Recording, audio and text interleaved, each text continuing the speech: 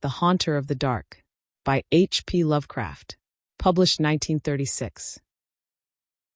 Dedicated to Robert Bloch. I have seen the dark universe yawning, where the black planets roll without aim, where they roll in their horror unheeded, without knowledge or luster or name. Nemesis. Cautious investigators will hesitate to challenge the common belief that Robert Bloch was killed by lightning or by some profound nervous shock derived from an electrical discharge. It is true that the window he faced was unbroken, but nature has shown herself capable of many freakish performances. The expression on his face may easily have arisen from some obscure muscular source unrelated to anything he saw, while the entries in his diary are clearly the result of a fantastic imagination aroused by certain local superstitions and by certain old matters he had uncovered. As for the anomalous conditions at the deserted church on Federal Hill, the shrewd analyst is not slow in attributing them to some charlatanry, conscious or unconscious, with at least some of which Bloch was secretly connected. For after all, the victim was a writer and painter wholly devoted to the field of myth, dream, terror, and superstition, and avid in his quest for scenes and effects of a bizarre, spectral sort.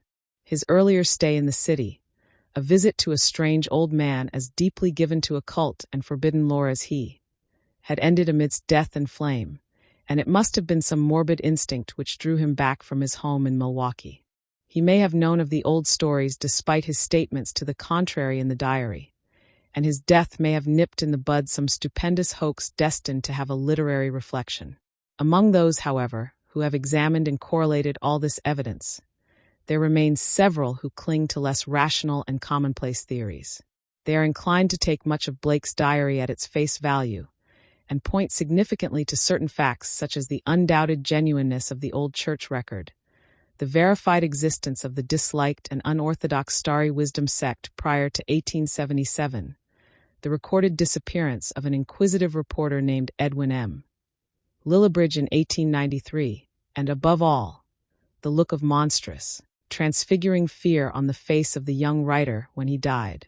It was one of these believers who, moved to fanatical extremes, threw into the bay the curiously angled stone and its strangely adorned metal box found in the old church steeple. The black windowless steeple, and not the tower where Bloch's diary said those things originally were. Though widely censured both officially and unofficially, this man, a reputable physician with a taste for odd folklore, averred that he had rid the earth of something too dangerous to rest upon it. Between these two schools of opinion the reader must judge for himself. The papers have given the tangible details from a skeptical angle, leaving for others the drawing of the picture as Robert Bloch saw it, or thought he saw it, or pretended to see it. Now, studying the diary closely, dispassionately, and at leisure, let us summarize the dark chain of events from the express point of view of their chief actor. Young Bloch returned to Providence in the winter of 1934-5, taking the upper floor of a venerable dwelling in a grassy court off College Street, on the crest of the great eastward hill near the Brown University campus and behind the marble John Hay Library. It was a cozy and fascinating place, in a little garden oasis of village-like antiquity where huge, friendly cats sunned themselves atop a convenient shed. The square Georgian house had a monitor roof, classic doorway with fan carving, small paned windows, and all the other earmarks of early 19th century workmanship. Inside were 6-paneled doors, wide floorboards, a curving colonial staircase, white Adam period mantels, and a rear set of rooms 3 steps below the general level. Bloch's study, a large southwest chamber, overlooked the front garden on one side, while its west windows, before one of which he had his desk, faced off from the brow of the hill and commanded a splendid view of the lower town's outspread roofs and of the mystical sunsets that flamed behind them. On the far horizon were the open countryside's purple slopes. Against these, some 2 miles away, rose the spectral hump of Federal Hill, bristling with huddled roofs and steeples whose remote outlines wavered mysteriously, taking fantastic forms as the smoke of the city swirled up and enmeshed them. Bloch had a curious sense that he was looking upon some unknown, ethereal world which might or might not vanish in dream if ever he tried to seek it out and enter it in person. Having sent home for most of his books, Blake bought some antique furniture suitable to his quarters and settled down to write and paint, living alone and attending to the simple housework himself. His studio was in a north attic room, where the panes of the monitor roof furnished admirable lighting. During that first winter he produced 5 of his best-known short stories: The Burrower Beneath, The Stairs in the Crypt, Shagai, In the Vale of Nath, and The Feaster from the Stars, and painted 7 canvases, studies of nameless, unhuman monsters and profoundly alien non-terrestrial landscapes. At sunset he would often sit at his desk and gaze dreamily off at the outspread west, the dark towers of Memorial Hall just below, the Georgian courthouse belfry, the lofty pinnacles of the downtown section, and that shimmering, spire-crowned mound in the distance whose unknown streets and labyrinthine gables so potently provoked his fancy. From his few local acquaintances he learned that the far-off slope was a vast Italian quarter, though most of the houses were remnants of older Yankee and Irish days. Now and then he would train his field glasses on that spectral, unreachable world beyond the curling smoke, picking out individual roofs and chimneys and steeples, and speculating upon the bizarre and curious mysteries they might house. Even with optical aid Federal Hill seemed somehow alien, half-fabulous, and linked to the unreal, intangible marvels of Blake's own tales and pictures. The feeling would persist long after the hill had faded into the violet, lamp-starred twilight, and the courthouse floodlights and the red industrial trust beacon had blazed up to make the night grotesque. Of all the distant objects on Federal Hill, a certain huge, dark church most fascinated Blake. It stood out with a special distinctness at certain hours of the day, and at sunset the great tower and tapering steeple loomed blackly against the flaming sky. It seemed to rest on especially high ground, for the grimy facade and the obliquely seen north side with sloping roof and the tops of great pointed windows rose boldly above the tangle of surrounding ridgepoles and chimney pots. Peculiarly grim and austere, it appeared to be built of stone, stained and weathered with the smoke and storms of a century and more. The style, so far as the glass could shew, was that earliest experimental form of Gothic revival which preceded the stately Upjohn period and held over some of the outlines and proportions of the Georgian age. Perhaps it was reared around 1810 or 1815. As months passed, Blake watched the far-off, forbidding structure with an oddly mounting interest. Since the vast windows were never lighted, he knew that it must be vacant. The longer he watched, the more his imagination worked, till at length he began to fancy curious things. He believed that a vague, singular aura of desolation hovered over the place, so that even the pigeons and swallows shunned its smoky eaves. Around other towers and belfries his glass would reveal great flocks of birds, but here they never rested. At least, that is what he thought and set down in his diary. He pointed the place out to several friends, but none of them had even been on Federal Hill or possessed the faintest notion of what the church was or had been. In the spring a deep restlessness gripped Blake. He had begun his long-planned novel, based on a supposed survival of the witch cult in Maine, but was strangely unable to make progress with it. More and more he would sit at his westward window and gaze at the distant hill and the black, frowning steeple shunned by the birds. When the delicate leaves came out on the garden boughs the world was filled with a new beauty, but Blake's restlessness was merely increased. It was then that he first thought of crossing the city and climbing bodily up that fabulous slope into the smoke-wreathed world of dream. Late in April, just before the aeon-shadowed Walpurgis time, Blake made his first trip into the unknown. Plodding through the endless downtown streets and the bleak, decayed squares beyond, he came finally upon the ascending avenue of century-worn steps, sagging Doric porches, and blear-paned cupolas which he felt must lead up to the long-known, unreachable world beyond the mists. There were dingy blue and white street signs which meant nothing to him, and presently he noted the strange, dark faces of the drifting crowds, and the foreign signs over curious shops in brown, decade-weathered buildings. Nowhere could he find any of the objects he had seen from afar, so that once more he half fancied that the Federal Hill of that distant view was a dream world never to be trod by living human feet. Now and then a battered church facade or crumbling spire came in sight, but never the blackened pile that he sought. When he asked a shopkeeper about a great stone church, the man smiled and shook his head, though he spoke English freely. As Blake climbed higher, the region seemed stranger and stranger, with bewildering mazes of brooding brown alleys leading eternally off to the south. He crossed 2 or 3 broad avenues, and once thought he glimpsed a familiar tower. Again he asked a merchant about the massive church of stone, and this time he could have sworn that the plea of ignorance was feigned. The dark man's face had a look of fear which he tried to hide, and Blake saw him make a curious sign with his right hand. Then suddenly a black spire stood out against the cloudy sky on his left, above the tiers of brown roofs lining the tangled southerly alleys. Blake knew at once what it was, and plunged toward it through the squalid, unpaved lanes that climbed from the avenue. Twice he lost his way, but he somehow dared not ask any of the patriarchs or housewives who sat on their doorsteps, or any of the children who shouted and played in the mud of the shadowy lanes. At last he saw the tower plain against the southwest, and a huge stone bulk rose darkly at the end of an alley. Presently he stood in a windswept open square, quaintly cobblestoned, with a high bank wall on the farther side. This was the end of his quest, for upon the wide, iron-railed, weed-grown plateau which the wall supported, a separate, lesser world raised fully 6 feet above the surrounding streets, there stood a grim, Titan bulk whose identity, despite Blake's new perspective, was beyond dispute. The vacant church was in a state of great decrepitude.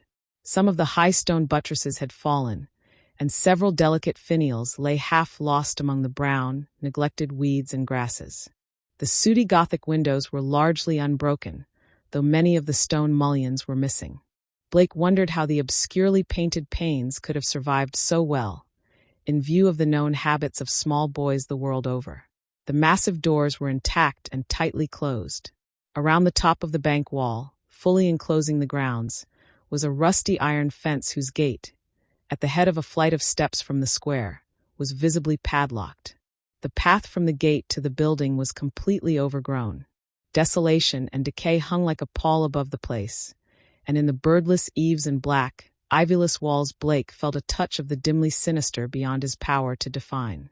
There were very few people in the square, but Blake saw a policeman at the northerly end and approached him with questions about the church. He was a great wholesome Irishman, and it seemed odd that he would do little more than make the sign of the cross and mutter that people never spoke of that building. When Blake pressed him, he said very hurriedly that the Italian priests warned everybody against it, vowing that a monstrous evil had once dwelt there and left its mark. He himself had heard dark whispers of it from his father, who recalled certain sounds and rumors from his boyhood.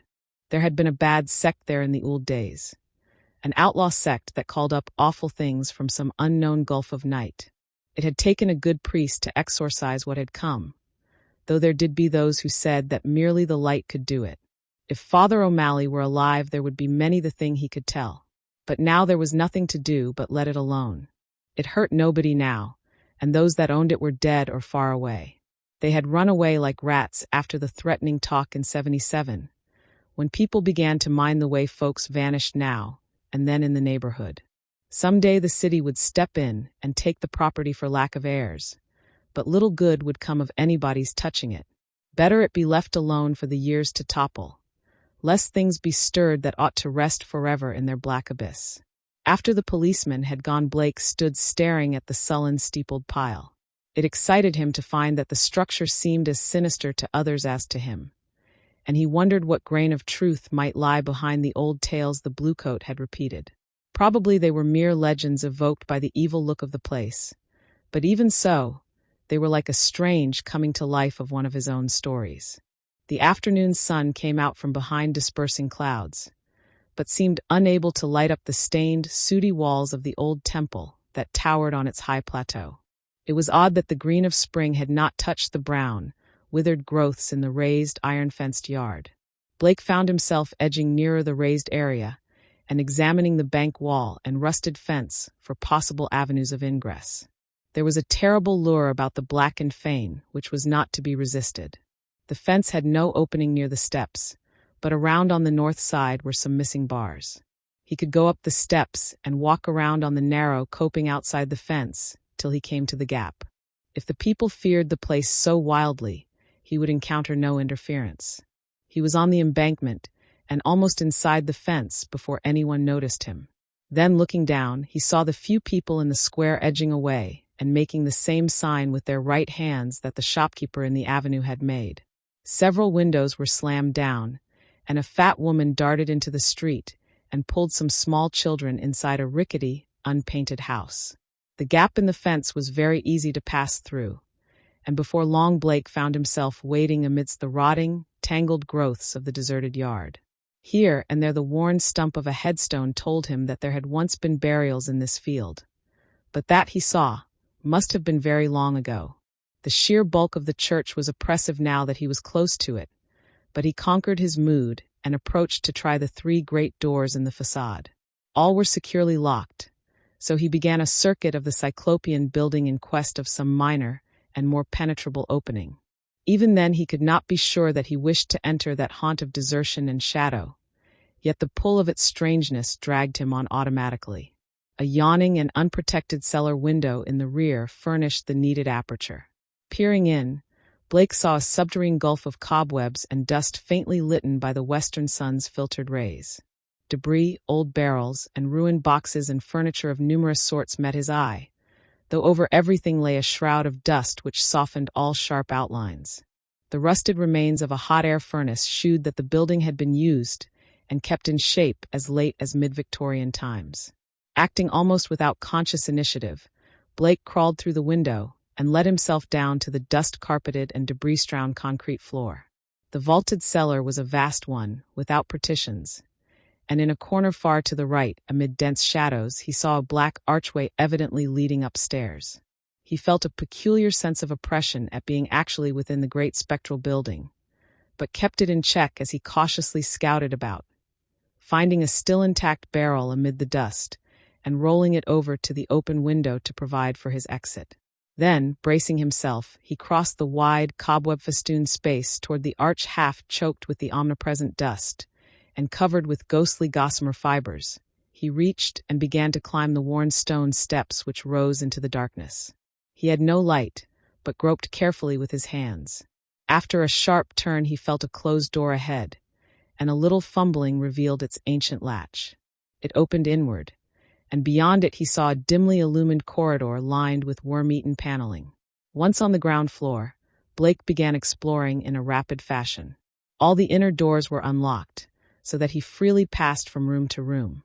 The colossal nave was an almost eldritch place with its drifts and mountains of dust over box pews, altar, hourglass pulpit, and sounding board, and its titanic ropes of cobwebs stretching among the pointed arches of the gallery and entwining the clustered Gothic columns. Over all this hushed desolation played a hideous leaden light as the declining afternoon sun sent its rays through the strange, half-blackened panes of the great apsidal windows. The paintings on those windows were so obscured by soot that Blake could scarcely decipher what they had represented, but from the little he could make out he did not like them. The designs were largely conventional, and his knowledge of obscure symbolism told him much concerning some of the ancient patterns. The few saints depicted bore expressions distinctly open to criticism, while one of the windows seemed to shew merely a dark space with spirals of curious luminosity scattered about in it. Turning away from the windows, Blake noticed that the cobwebbed cross above the altar was not of the ordinary kind, but resembled the primordial ankh or crux ansata of shadowy Egypt. In a rear vestry room beside the apse Blake found a rotting desk and ceiling-high shelves of mildewed, disintegrating books. Here for the first time he received a positive shock of objective horror, for the titles of those books told him much. They were the black, forbidden things which most sane people have never even heard of, or have heard of only in furtive, timorous whispers. The banned and dreaded repositories of equivocal secrets and immemorial formulae which have trickled down the stream of time from the days of man's youth, and the dim, fabulous days before man was. He had himself read many of them. A Latin version of the abhorred Necronomicon, the sinister Liber Ivonis, the infamous cults de Gaules of Comte d'Irlet, the unausprechlichen Kulten of von Junt, and old Ludwig Prinz hellish de Vermis Mysteriis. But there were others he had known merely by reputation or not at all.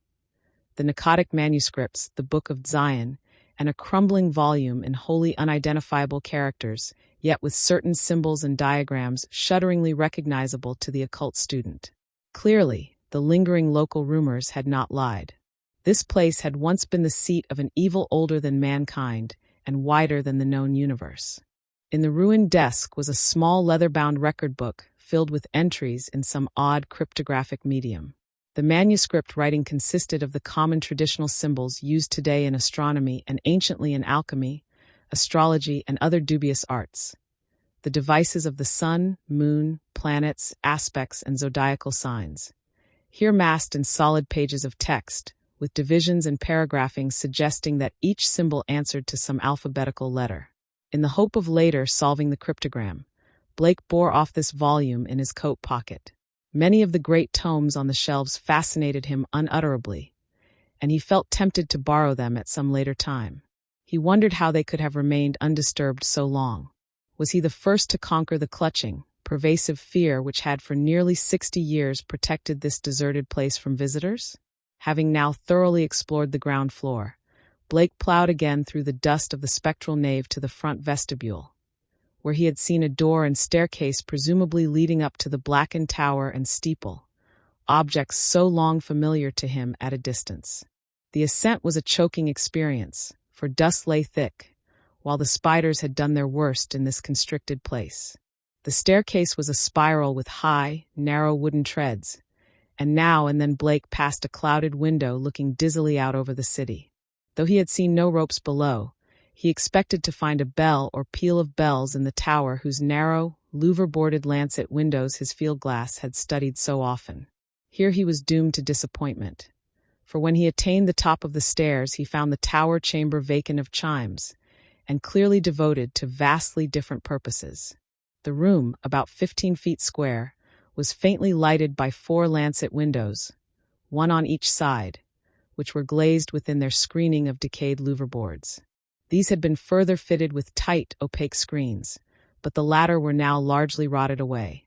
In the center of the dust-laden floor rose a curiously angled stone pillar, some 4 feet in height and 2 in average diameter, covered on each side with bizarre, crudely incised, and wholly unrecognizable hieroglyphs. On this pillar rested a metal box of peculiarly asymmetrical form, its hinged lid thrown back, and its interior holding what looked beneath the decade-deep dust to be an egg-shaped or irregularly spherical object some 4 inches through. Around the pillar in a rough circle were 7 high-backed Gothic chairs still largely intact, while behind them, ranging along the dark-paneled walls, were 7 colossal images of crumbling, black-painted plaster, resembling more than anything else the cryptic carven megaliths of mysterious Easter Island. In one corner of the cobweb chamber a ladder was built into the wall, leading up to the closed trapdoor of the windowless steeple above. As Blake grew accustomed to the feeble light, he noticed odd bas-reliefs on the strange, open box of yellowish metal. Approaching, he tried to clear the dust away with his hands and handkerchief, and saw that the figurings were of a monstrous and utterly alien kind, depicting entities which, though seemingly alive, resembled no known life form ever evolved on this planet. The 4-inch seeming sphere turned out to be a nearly black, red-striated polyhedron with many irregular flat surfaces, either a very remarkable crystal of some sort, or an artificial object of carved and highly polished mineral matter. It did not touch the bottom of the box, but was held suspended by means of a metal band around its center, with 7 queerly designed supports extending horizontally to angles of the box's inner wall near the top. This stone, once exposed, exerted upon Blake an almost alarming fascination. He could scarcely tear his eyes from it, and as he looked at its glistening surfaces he almost fancied it was transparent, with half-formed worlds of wonder within. Into his mind floated pictures of alien orbs with great stone towers, and other orbs with Titan mountains and no mark of life, and still remoter spaces where only a stirring in vague blacknesses told of the presence of consciousness and will. When he did look away, it was to notice a somewhat singular mound of dust in the far corner near the ladder to the steeple. Just why it took his attention he could not tell, but something in its contours carried a message to his unconscious mind. Plowing toward it, and brushing aside the hanging cobwebs as he went, he began to discern something grim about it. Hand and handkerchief soon revealed the truth, and Blake gasped with a baffling mixture of emotions. It was a human skeleton, and it must have been there for a very long time. The clothing was in shreds, but some buttons and fragments of cloth bespoke a man's gray suit. There were other bits of evidence: shoes, metal clasps, huge buttons for round cuffs, a stickpin of bygone pattern, a reporter's badge with the name of the old Providence telegram, and a crumbling leather pocketbook. Blake examined the latter with care, finding within it several bills of antiquated issue, a celluloid advertising calendar for 1893, some cards with the name Edwin M. Lillibridge, and a paper covered with penciled memoranda. This paper held much of a puzzling nature, and Blake read it carefully at the dim westward window. Its disjointed text included such phrases as the following: Professor Enoch Bowen, home from Egypt, May 1844, buys old Free Will Church in July. His archaeological work and studies in occult well known. Dr. Drown of Fourth Baptist warns against starry wisdom in sermon, December 29, 1844. Congregation 97 by end of 45. 1846, 3 disappearances. First mention of shining trapezohedron. 7 disappearances. 1848, stories of blood sacrifice begin. Investigation 1853 comes to nothing, stories of sounds.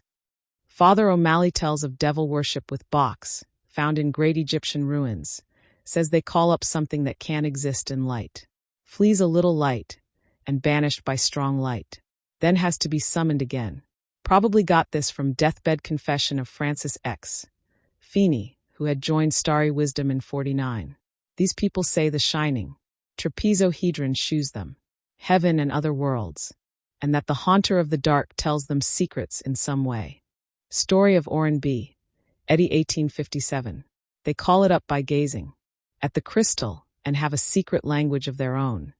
200 or more in Congress 1863, exclusive of men at front. Irish boys mob church in 1869 after Patrick Reagan's disappearance. Veiled article in J. March 14, 72, but people don't talk about it. 6 disappearances 1876, secret committee calls on Mayor Doyle. Action promised February 1877, church closes in April. Gang, Federal Hill boys threaten doctor and vestrymen in May.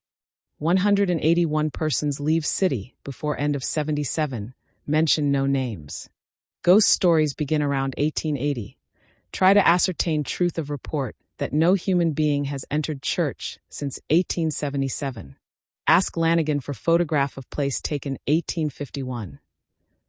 Restoring the paper to the pocketbook and placing the latter in his coat, Blake turned to look down at the skeleton in the dust. The implications of the notes were clear, and there could be no doubt but that this man had come to the deserted edifice 42 years before in quest of a newspaper sensation, which no one else had been bold enough to attempt. Perhaps no one else had known of his plan. Who could tell? But he had never returned to his paper. Had some bravely suppressed fear risen to overcome him and bring on sudden heart failure? Blake stooped over the gleaming bones and noted their peculiar state. Some of them were badly scattered, and a few seemed oddly dissolved at the ends. Others were strangely yellowed, with vague suggestions of charring. This charring extended to some of the fragments of clothing. The skull was in a very peculiar state, stained yellow, and with a charred aperture in the top as if some powerful acid had eaten through the solid bone. What had happened to the skeleton during its 4 decades of silent entombment here Blake could not imagine. Before he realized it, he was looking at the stone again, and letting its curious influence call up a nebulous pageantry in his mind. He saw processions of robed, hooded figures whose outlines were not human, and looked on endless leagues of desert lined with carved, sky-reaching monoliths. He saw towers and walls in night depths under the sea, and vortices of space where wisps of black mist floated before thin shimmerings of cold purple haze. And beyond all else he glimpsed an infinite gulf of darkness, where solid and semi-solid forms were known only by their windy stirrings, and cloudy patterns of force seemed to superimpose order on chaos, and hold forth the key to all the paradoxes and arcana of the worlds we know. Then all at once the spell was broken by an access of gnawing, indeterminate panic fear. Blake choked and turned away from the stone, conscious of some formless alien presence close to him and watching him with horrible intentness. He felt entangled with something which was not in the stone, but which had looked through it at him. Something which would ceaselessly follow him with a cognition that was not physical sight. Plainly, the place was getting on his nerves, as well it might in view of his gruesome find. The light was waning, too, and since he had no illuminant with him, he knew he would have to be leaving soon. It was then, in the gathering twilight, that he thought he saw a faint trace of luminosity in the crazily angled stone. He had tried to look away from it, but some obscure compulsion drew his eyes back. Was there a subtle phosphorescence of radioactivity about the thing? What was it that the dead man's notes had said concerning a shining trapezohedron? What, anyway, was this abandoned lair of cosmic evil? What had been done here, and what might still be lurking in the bird-shunned shadows? It seemed now as if an elusive touch of photor had arisen somewhere close by, though its source was not apparent. Blake seized the cover of the long open box and snapped it down. It moved easily on its alien hinges and closed completely over the unmistakably glowing stone. At the sharp click of that closing, a soft stirring sound seemed to come from the steeple's eternal blackness overhead, beyond the trapdoor. Rats, without question, the only living things to reveal their presence in this accursed pile since he had entered it. And yet that stirring in the steeple frightened him horribly, so that he plunged almost wildly down the spiral stairs, across the ghoulish nave, into the vaulted basement, out amidst the gathering dusk of the deserted square, and down through the teeming, fear-haunted alleys and avenues of Federal Hill toward the sane central streets and the home-like brick sidewalks of the college district. During the days which followed, Blake told no one of his expedition. Instead, he read much in certain books, examined long years of newspaper files downtown, and worked feverishly at the cryptogram in that leather volume from the cobwebbed vestry room. The cipher, he soon saw, was no simple one, and after a long period of endeavor he felt sure that its language could not be English, Latin, Greek, French, Spanish, Italian, or German. Evidently, he would have to draw upon the deepest wells of his strange erudition. Every evening the old impulse to gaze westward returned, and he saw the black steeple as if you're amongst the bristling roofs of a distant and half-fabulous world. But now it held a fresh note of terror for him. He knew the heritage of evil lore it masked, and with the knowledge his vision ran riot in queer new ways.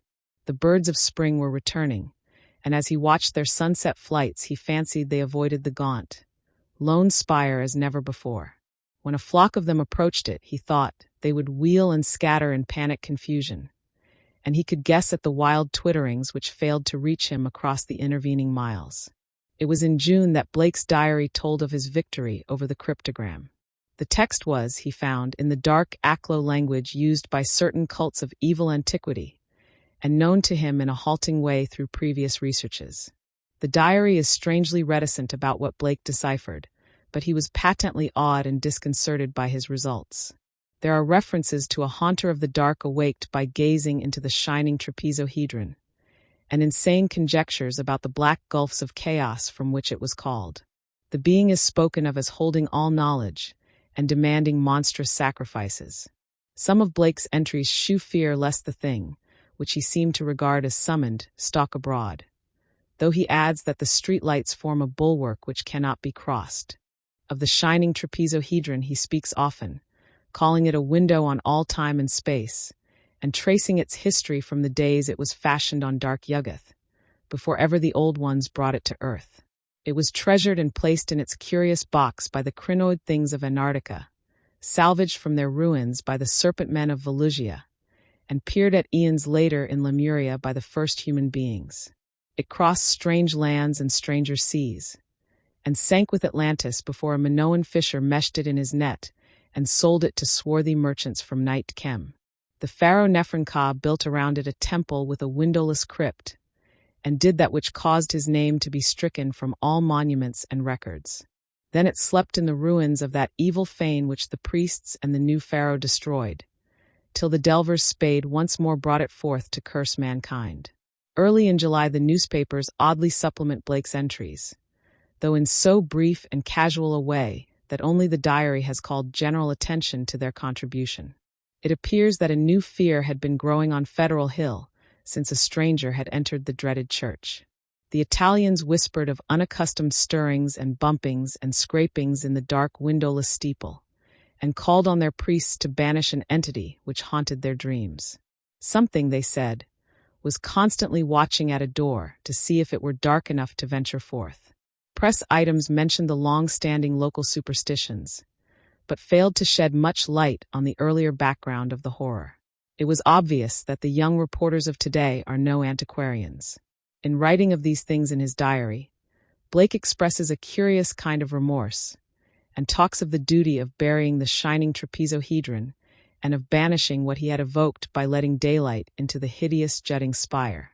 At the same time, however, he displays the dangerous extent of his fascination and admits a morbid longing, pervading even his dreams, to visit the accursed tower and gaze again into the cosmic secrets of the glowing stone.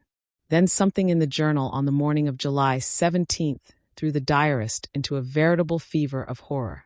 It was only a variant of the other half-humorous items about the Federal Hill restlessness, but to Blake it was somehow very terrible indeed. In the night a thunderstorm had put the city's lighting system out of commission for a full hour, and in that black interval the Italians had nearly gone mad with fright. Those living near the dreaded church had sworn that the thing in the steeple had taken advantage of the street lamp's absence and gone down into the body of the church, flopping and bumping around in a viscous, altogether dreadful way.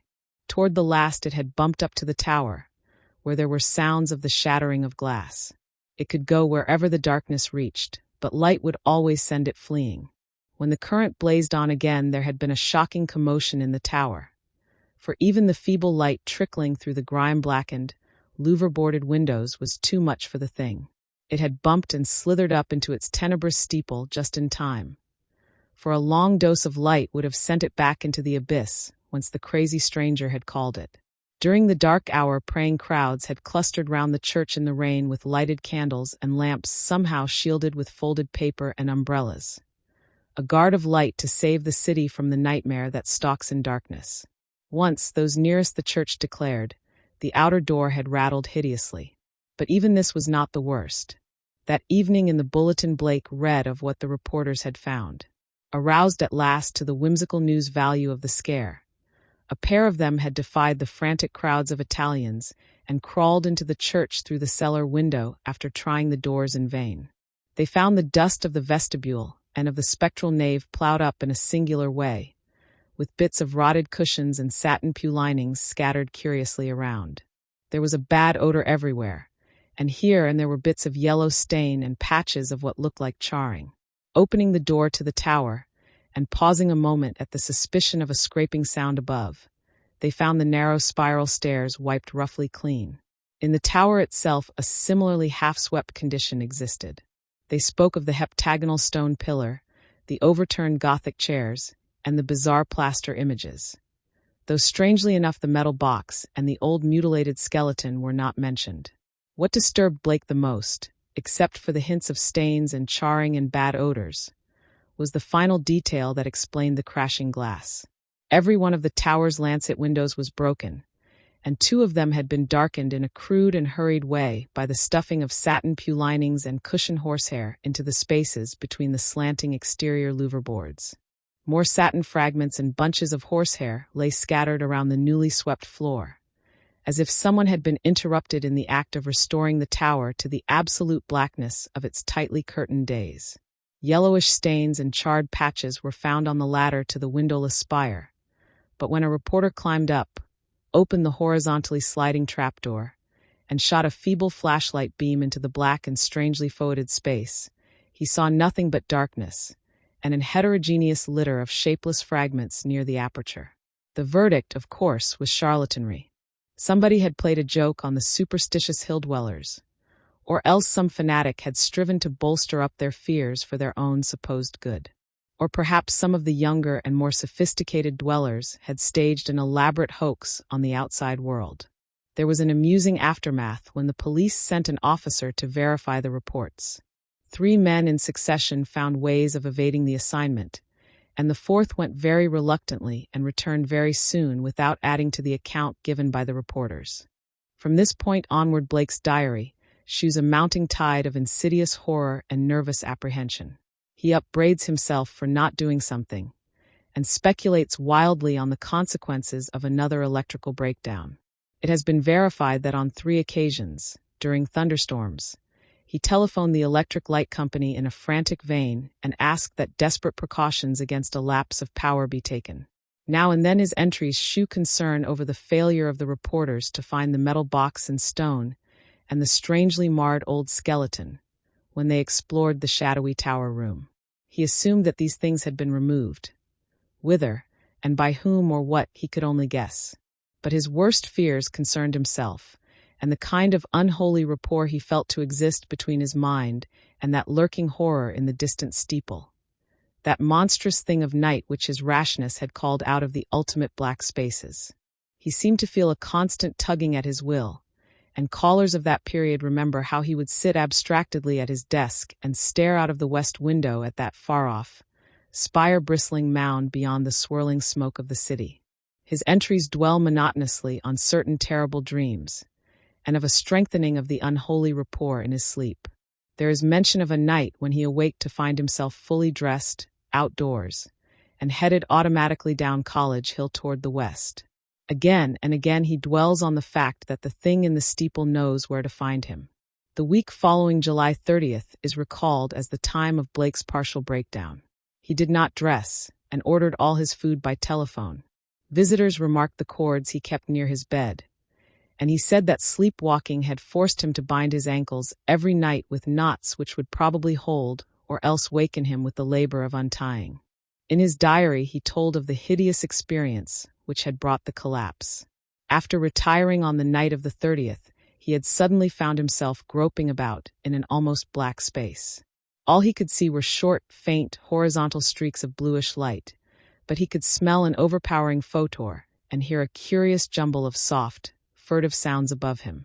Whenever he moved, he stumbled over something, and at each noise there would come a sort of answering sound from above, a vague stirring, mixed with the cautious sliding of wood on wood. Once his groping hands encountered a pillar of stone with a vacant top, whilst later he found himself clutching the rungs of a ladder built into the wall, and fumbling his uncertain way upward towards some region of intenser stench where a hot, searing blast beat down against him. Before his eyes a kaleidoscopic range of phantasmal images played, all of them dissolving at intervals into the picture of a vast, unplumbed abyss of night wherein whirled suns and worlds of an even profounder blackness. He thought of the ancient legends of ultimate chaos, at whose center sprawls the blind idiot god Yog-Sothoth, lord of all things, encircled by his flopping horde of mindless and amorphous dancers, and lulled by the thin monotonous piping of a demoniac flute held in nameless paws. Then a sharp report from the outer world broke through his stupor and roused him to the unutterable horror of his position. What it was, he never knew. Perhaps it was some belated peal from the fireworks heard all summer on Federal Hill as the dwellers hail their various patron saints, or the saints of their native villages in Italy. In any event, he shrieked aloud, dropped frantically from the ladder, and stumbled blindly across the obstructed floor of the almost lightless chamber that encompassed him. He knew instantly where he was, and plunged recklessly down the narrow spiral staircase, tripping and bruising himself at every turn. There was a nightmare flight through a vast cobwebbed nave whose ghostly arches reached up to realms of leering shadow, a sightless scramble through a littered basement, a climb to regions of air and street lights outside, and a mad racing down a spectral hill of gibbering gables, across a grim, silent city of tall black towers, and up the steep eastward precipice to his own ancient door. On regaining consciousness in the morning, he found himself lying on his study floor fully dressed. Dirt and cobwebs covered him, and every inch of his body seemed sore and bruised. When he faced the mirror, he saw that his hair was badly scorched, while a trace of strange, evil odor seemed to cling to his upper-outer clothing. It was then that his nerves broke down. Thereafter, lounging exhaustedly about in a dressing gown, he did little but stare from his west window, shiver at the threat of thunder, and make wild entries in his diary. The great storm broke just before midnight on August 8th. Lightning struck repeatedly in all parts of the city, and 2 remarkable fireballs were reported. The rain was torrential, while a constant fusillade of thunder brought sleeplessness to thousands. Blake was utterly frantic in his fear for the lighting system, and tried to telephone the company around 1 a.m., though by that time service had been temporarily cut off in the interest of safety. He recorded everything in his diary. The large, nervous, and often undecipherable hieroglyphs telling their own story of growing frenzy and despair, and of entries scrawled blindly in the dark. He had to keep the house dark in order to see out the window, and it appears that most of his time was spent at his desk, peering anxiously through the rain across the glistening miles of downtown roofs at the constellation of distant lights marking Federal Hill. Now and then he would fumblingly make an entry in his diary, so that detached phrases such as "the lights must not go," "it knows where I am, I must destroy it," and "it is calling to me, but perhaps it means no injury this time," are found scattered down 2 of the pages. Then the lights went out all over the city. It happened at 2:12 a.m. according to Powerhouse records, but Blake's diary gives no indication of the time. The entry is merely, "Lights out, God help me."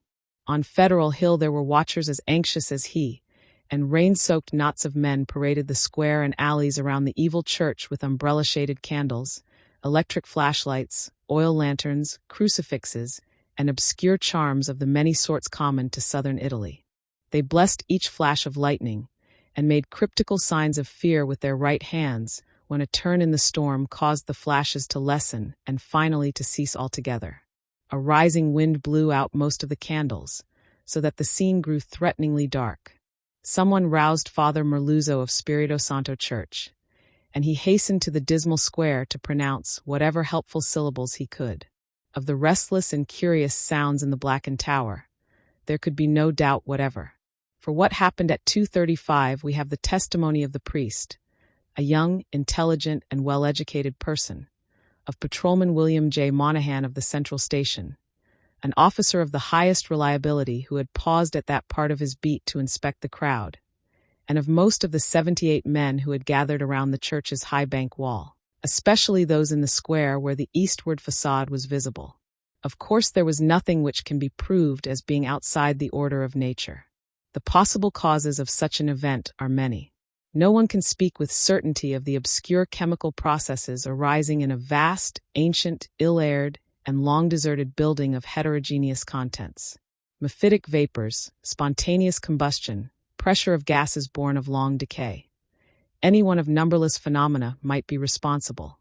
And then, of course, the factor of conscious charlatanry can by no means be excluded.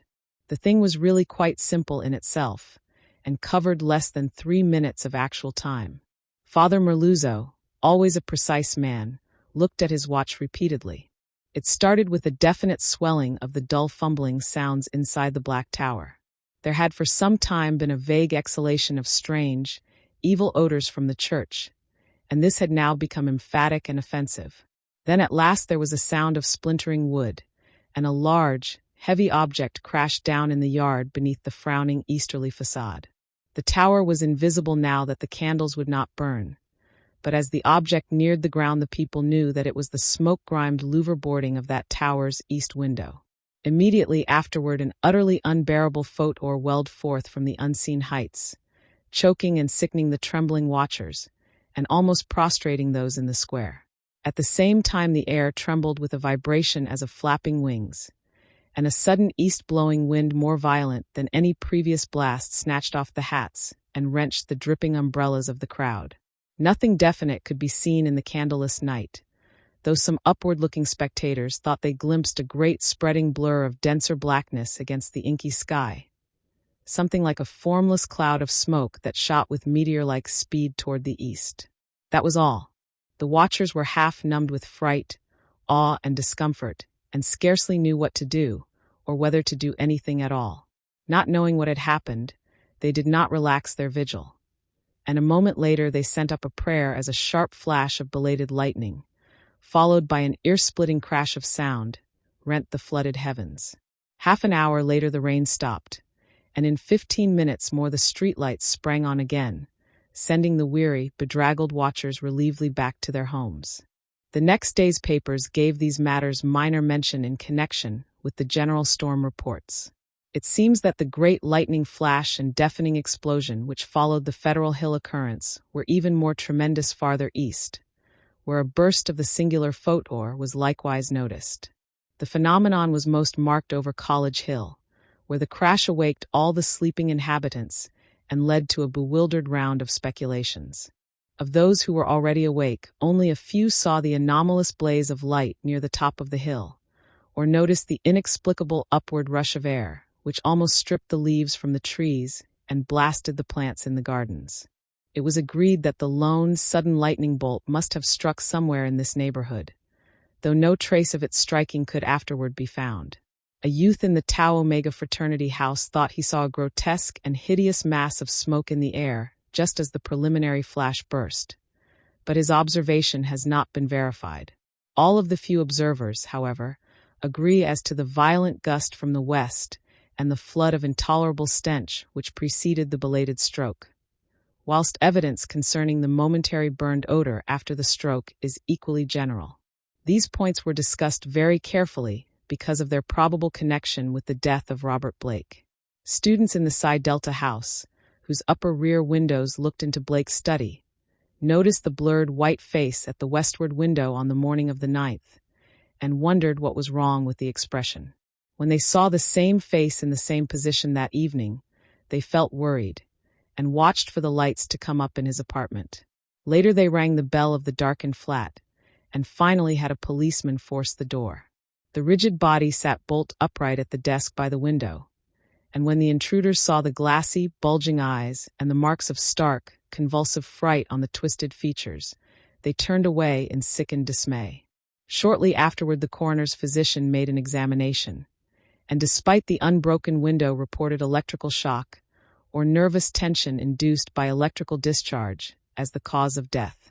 The hideous expression he ignored altogether, deeming it a not improbable result of the profound shock as experienced by a person of such abnormal imagination and unbalanced emotions.